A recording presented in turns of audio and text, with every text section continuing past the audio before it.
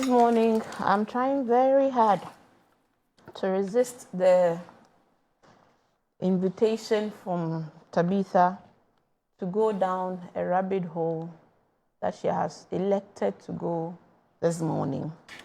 But I'll try to address a number of her misrepresentations, fake stories, etc., etc. Annie, it is difficult to take advice or to accept the unrighteous indignation from unrepentant group of people, as has been represented by Tabitha this morning. Some O'Brien said I should caution you. He said, Shamima has been around for a very long time, so she should be gentle with the propaganda. Someone, Kodawai. Sammy, Kodawati. Tell them. In fact, tell yourself. That is why you should know that it is not propaganda, because you two, you have been around for a long time. So I'm saying that this morning, to hear unrepentant Tabitha and her party that she represents continue to insult the intelligence of Ghanaians is very telling of why, as we speak today, their party has been reduced to 88 MPs in Parliament. Their party has no representation in 5 regions, have single representation in 4 regions. It is as a result of this character that has completely decimated their political party. Let's come to the issue of Galamsey. For 8 good years, you asked, they were in power. It was under, again, the NDC and its tradition, PNDC, you know, they had the longest time in office, like combined years, about 19 years, before handing over to the New Patriotic Party. I always tell people that if the levels of liberalization of state capture that we have seen in the subsequent 16 years, 8 years for Kufuor, 8 years for Akufo-Addo, if those were the levels that the PNDC, NDC engaged in, there will probably not have been anything left for the NPP. The NPP prides itself always that they're a party of businessmen. Were they operating their businesses outside of Ghana?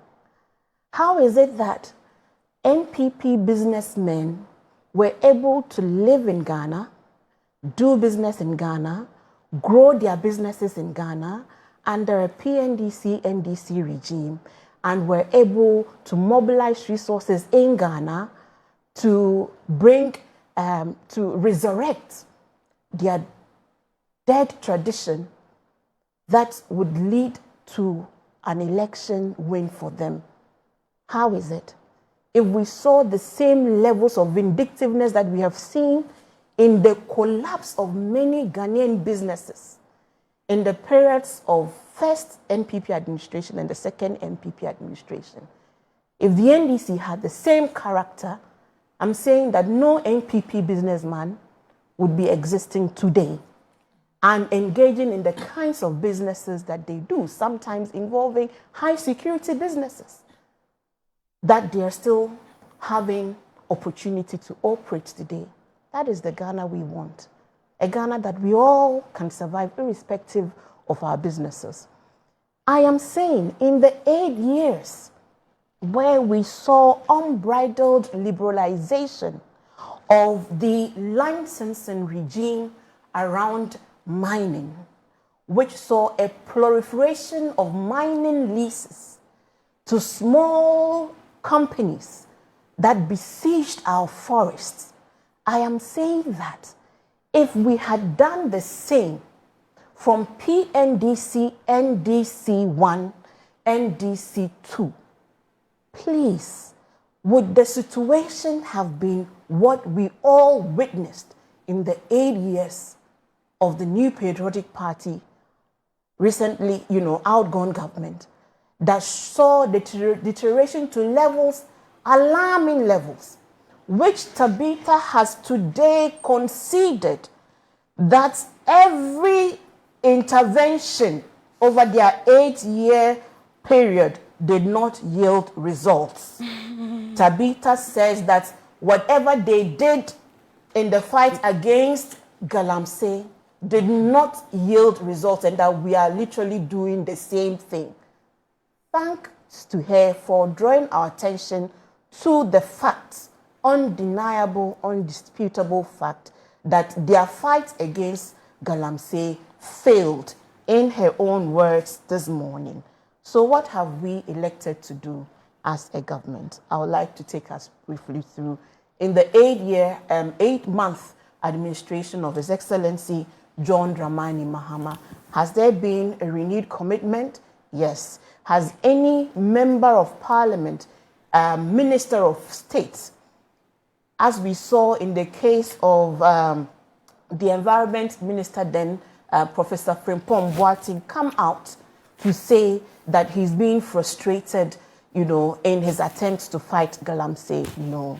Has anyone reported that at the highest level, at the seat of government, at the presidency, that there are individuals involved in Galamsey activities, which, as we speak, is affecting the agencies mandated to fight Galamsey? The answer is no.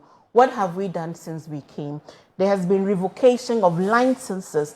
Government has revoked so many licenses of small to medium scale mining companies who did not receive those licenses under the right process, and also because they are engaged in environmental destruction and unsustainable mining. We have established a task force, in fact, which task force, as at the morning of the unfortunate tragedy involving Dr. Omani, there was conversation every day that the defense minister instituted a daily review of actions to mitigate against the destruction of Galamsey. That task force includes a number of agencies: national security, law enforcement, the ministries of finance, lands and natural resources, attorney general, the youth ministry, education ministry, that have been working under the mining operations, the anti-illegal mining operation 9 months, as we have it. She says that she has no knowledge about any technological deployment. Please visit the Minerals Commission. Let them open for you their operational room, because as we speak, we have deployed technology that is using geosensing systems to pick life activities in most of our forest reserves that are yet to be claimed. 9 forest reserves have been claimed from, Galamsey and illegal operations, dangerous operations, armed operations in the heart of our forest. The legislative reforms that she mentioned, when we came, I say that yes, there was a promise that there was going to be a repeal of LI 2462. Yeah. When we came into power, and upon the review of the the parent law, which is the Minerals and Mining Act, there were indications from the Attorney General that there are some problems with the Minerals and Mining Act.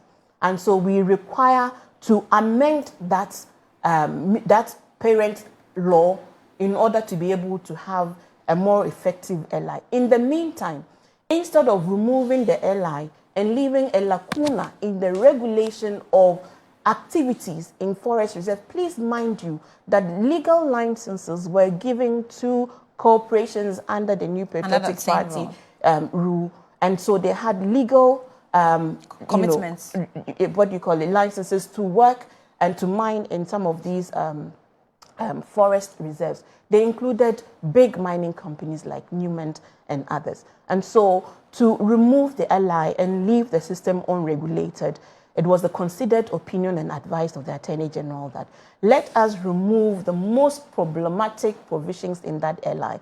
What were those provisions? Those provisions were those that granted the executive power to the president to sign on mining but leases. Sometimes my question have always been, or has always been, did you know the state of that LI before making that promise? Did you know the details and the whole composition of the LI before making the promise? When I try to explain this, sometimes people do not understand. Of course, I'm saying that we had arrived up onto the point of an 8-year period, over 5 to 6 separate operations under the previous administration. We had arrived up to the point where the general public had now come to the conclusion that the fight against Galamsey had collapsed on its all fours, that there was now political complicity, that now there was no real commitment. And so the call was, declare a state of emergency, abolish LI 2462, because there was no trust that there was going to be any commitment to follow through the actions that were required to really stem the tide. So when that change happens and you have a new government, you will not give a new government the space to implement their programs, to begin to see results, failing which we will now make the same demands. This is the reasoning behind our approach, that why do we exhaust all the arsenals in the tool for us to fight Galamsey until we really reach that point? Why don't we now begin that long, arduous work of ensuring that we audit the system, we deploy our strategies, and then begin to track our results and impact? If we get to the point where we now think, like Tabitha got to the point 8 years after, that their interventions had failed, and touch wood, we won't get there, because what we are doing now is to forestall us getting to that point. So that's why. So that's why you have not been able to. And even that, call for the state of emergency as well. Of course. Okay. Because it is not like we are going to sit home pretty. You see reports every day of operations happening in some of these forest zones, of confiscation of heavy machinery, of arrests going on. You see this collaborative work being done from this inter-agency group on the ground. If you say ramp up more activity, do more, yes. But we now all agree that the work to get Galamsey on its knees requires consistent action over time. So again, let me tell you what we have done. So the legislative reforms which are currently going on with the amendments being made to LI are almost complete. The Attorney General informed us the last time. What have been our enforcement measures? They have included raids and arrests, which you cannot deny. They have also included destruction of illicit sites, which is obvious from the reports that you have brought. They have also included collaboration with our security agencies. The Ghana Police Service is on the ground, constantly arresting and processing people for the courts. Then we come to the third leg of the response, the environmental protection, where we have since launched our Blue Gas Initiative and the Tree for Life Initiative, which are the restorative mechanisms to ensure that we heal the river bodies. Are you telling me, Annie, that when you get an injury and you begin to treat that injury, it heals overnight? It doesn't. Our water bodies would take a while, especially for those recovered water bodies that do not have illegal activity going on now. They will take a while. Just last week or so, I read a report about the Blue Water Guard initiatives arresting some illegal operation happening in one of those water bodies. Also, the reclamation of the degraded lands through the Tree for Life initiative, as I have done. Are there challenges? Yes. The challenges, as we see it now, remains ensuring cooperation on the side of all key stakeholders. This includes the community, which community we have seen on video, some of whom are now engaging in direct face-off with security agencies and operatives that are on the ground to reclaim some of these land and confiscate. Please allow me to wrap up on my thoughts, because I think that my sister had quite a time to go on and on her propaganda. No, you've used almost the same time. So if I can just wrap up. So I'm saying that we have seen videos of community members engaged in attacks against security agencies. So one of the major challenges we continue to face is the stakeholder collaboration. Includes community, includes local chiefs, includes the local and district assembly, to ensure that we are now rolling out a consistent public education program.